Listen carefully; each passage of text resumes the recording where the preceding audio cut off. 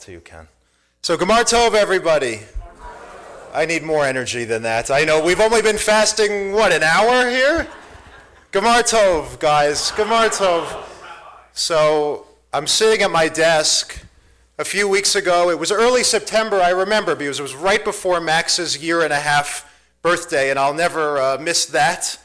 And I'm thinking about what to write for a Kol Nidre talk to speak with all of you tonight, to share with all of you. And I looked down at my phone, and I had to do a double take emotionally because it caught me off guard emotionally when I saw that Charlie Kirk had been assassinated.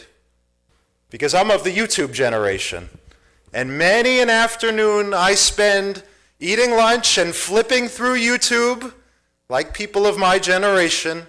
And many an afternoon, what comes up that has millions of views? It's videos of Charlie Kirk there engaged in a debate. Now, certainly I didn't agree with everything the guy said. Some of his views, to me personally, abhorrent. But still appreciating the idea.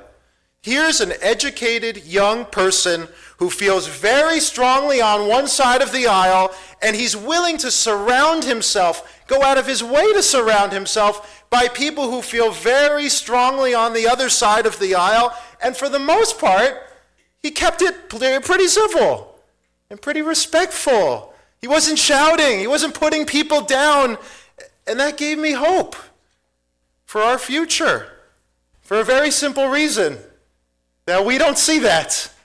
Hardly ever we don't see that. Now, I'm not getting political here tonight. You know me well enough as your rabbi to know I don't do that from the bima. It's not the time. It's not the place. I value my job and my time here as your rabbi too much to do that. Looking out at this crowd, this is not going to be Rabbi Dermer's Jimmy Kimmel moment. I assure you, it cannot be. I'm not here to prop up Charlie Kirk as a saint. He wasn't a saint.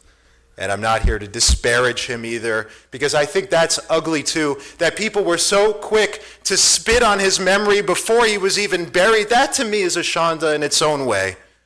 But how could I not say something tonight from a Jewish point of view about what Charlie Kirk's life in his brief 31 years was all about, which is far too lacking in our society today. We all know it, maybe even compounded by the news of today that the government has now shut down. It's the value of respectful debate. It's the value of civil discourse. It's the value of what we call in our tradition machloket l'shem shamayim, a debate, a conversation, a discussion for the sake of heaven, the sake of reaching up higher together rather than just dragging each other down, which is, by the way, I hope you know, the perfect topic for a Kol Nidre talk. Why? What is Kol Nidre all about? The power of what? The power of words. What do we say on Kol Nidre? We say, God, all year long, I said words, I spoke words that I shouldn't have. That's Kol Nidre. And when we get to the confessional portions of the prayer in just a few moments, we're going to see how many of the sins we atone for on Kol Nidre have to do with the power of speech, have to do with how we take this gift from God, and it's a gift, the ability to communicate with one another and lift each other higher and lift this world higher. We take that gift and we twist it, don't we? And instead of connecting, we're striving to connect with another human being through our words. Don't we offer words, all of us, that are selfish, that are passive-aggressive, that are ignorant, that are insensitive, that are judgmental, that come from a place of anger, that embarrass somebody? Don't we? You don't? We all do. This is very real for us, this topic, and it's very personal. You don't have to raise your hand, but who here has a family member or a friend that you think about and it hurts you? It fills you with pain. You're actually in pain because there's certain issues that you know, certain topics you just can't talk about with that family member without losing your temper, or things that you can't talk about because you can't be yourself, who you truly are, what you truly believe around them, and they have to hide who they are and they have to hide what they believe around you, or the disagreements would just destroy, utterly obliterate that relationship with a child, sometimes with a spouse, with friends, certainly. That's real. That's where our country is right now, and it's hard. Anyone here have a friend who you lost in the last couple of years? Maybe a good friend, but you gave up on the relationship because you're scrolling through social media, or you read something they posted, something they believe about an issue, someone that they voted for, and you think to yourself, how could I have ever been friends with such a moron? But that's very real. I bet everyone in this room tonight has lost a friend over something political. In Judaism, we have a word for debate. It's called machloket. It comes from the Hebrew word mechalek, which means to set apart or to put apart. Why? Because all of these complicated issues that we deal with and we're all thinking about, whether it's immigration, whether it's transgender rights, whether it's gun control or the environment, we feel so strongly and so passionately, all of us, and so do others, and therefore they mechalek. They split us apart, tear us apart, even sometimes from people we love. What's the Jewish answer? It's a Jewish response to all of this. There was a writer, Kathleen Schultz. She wrote a very important book a few years ago. It's called On Being Wrong. Everybody should read this book. She says, when our opinions are challenged, even in the slightest, when our opinions are challenged, we come to three automatic conclusions about the other person. Either they must be stupid, or they must be wrong, or they must be evil. They're either stupid, they're wrong, or they're evil. And therefore, I'll either ignore them, or pity them, or hate them, or want to kill them, by the way. And that's not a joke. We're dealing with this. It's not the Jewish approach, guys. What is the Jewish approach? I'll remind you of the Jewish approach. A long time ago, we had two great rabbis. Everyone in the room has heard of them, I know. Their names were Hillel and Shammai. Thank you, Arnie. Shammai, here's how I think of them. Shammai was Fox News. Hillel was MSNBC. Hear me out. Shammai was traditional. Shammai was tough. Shammai was follow the letter of the law in that strict way. One famous example was on Yom Kippur. Shammai made his young children fast on Yom Kippur. And the other rabbis actually rebuked him. They said, how could you be so strict? How could you be so tough, so no nonsense? Shammai was Fox News. Hillel was the lefty. Hillel was the hippie. Hillel, flexible with the rules. What was Hillel known for saying very famously? That the entire Torah can be summed up in one line. What's that line? Love your neighbor. This sounds like a hippie to me. So you got to ask yourselves, what was the secret that brought Hillel and Shammai together? Better yet, what was the secret in this moment of a government shutdown just in the last day that allowed Hillel and Shammai to sit in the same yeshiva? That would never happen where the far right and the far left are even sitting together for a lunch. But what was it that prevented Hillel and Shammai and their students from getting into fist fights, from burning or banning each other's books, from humiliating each other, from shouting over each other while the other one was teaching, from walking out on each other's lecture? What was the secret that created that atmosphere of machloket, l'shem shamayim, of debate for the sake of heaven, of differences that still allowed them together to reach toward an answer that reflected God's higher truth, that allowed them to reach toward knowledge, even though they came from complete opposite sides? It's simple, but it's hard. Here's the secret. You ready? The secret is Hillel and Shammai understood and taught their students to understand that before you speak, you have to listen. Before you speak, You have to listen.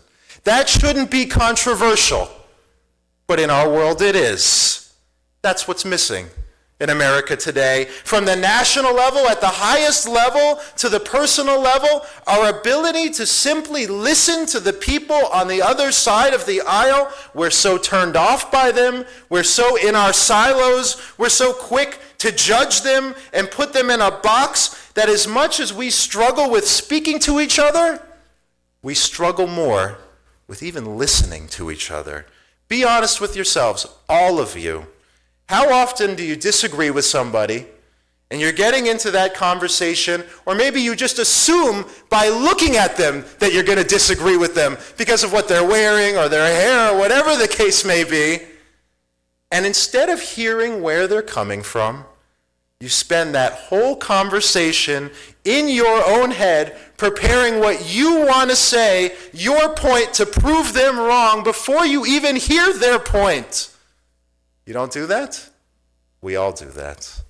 We're so quick to think that the person I disagree with is stupid, is wrong, or is evil, and sometimes they are, be honest, but not always.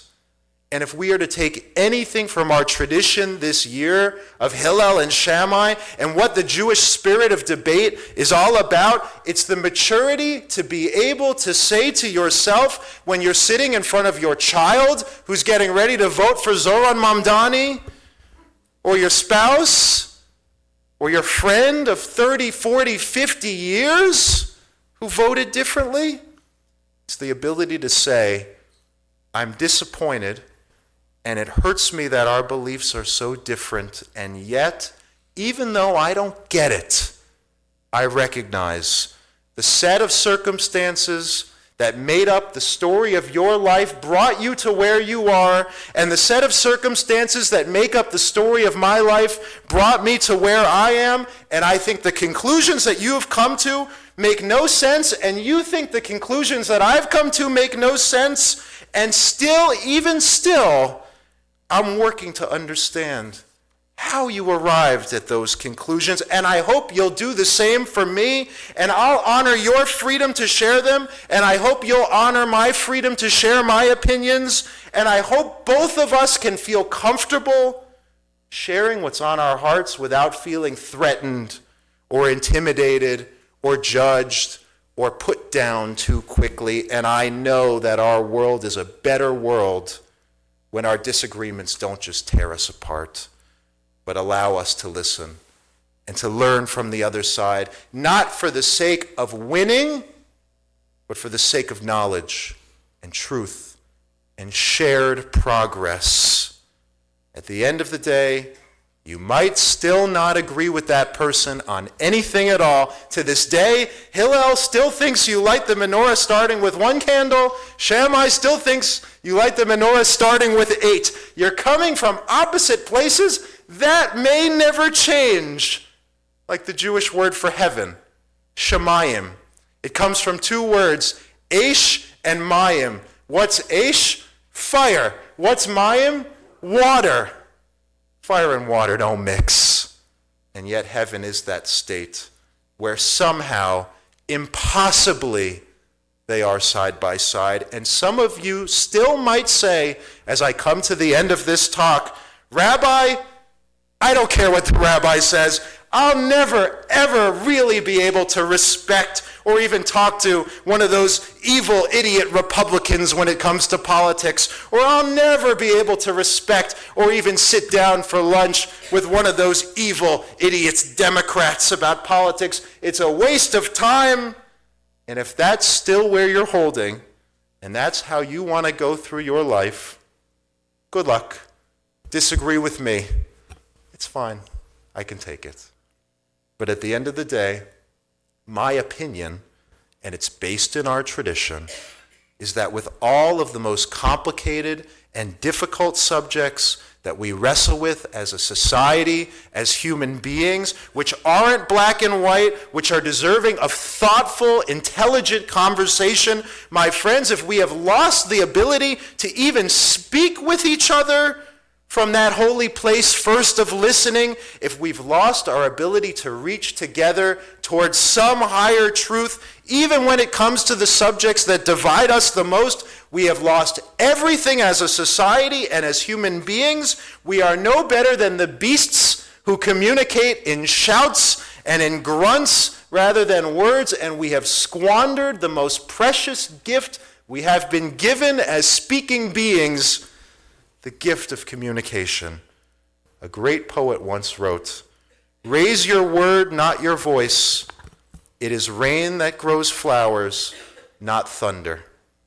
We live in a world where there's a lot of noisy thunder, and the result is a lot of dead flowers. Yet we as Jews are called by Kol Nidre, by Yom Kippur, to a higher standard, called to examine our lives closely in how we act, but maybe even more so in how we speak, to raise our word, not our voice, in a society where words have just become weapons for two sides who only know what it means to attack, but not to listen.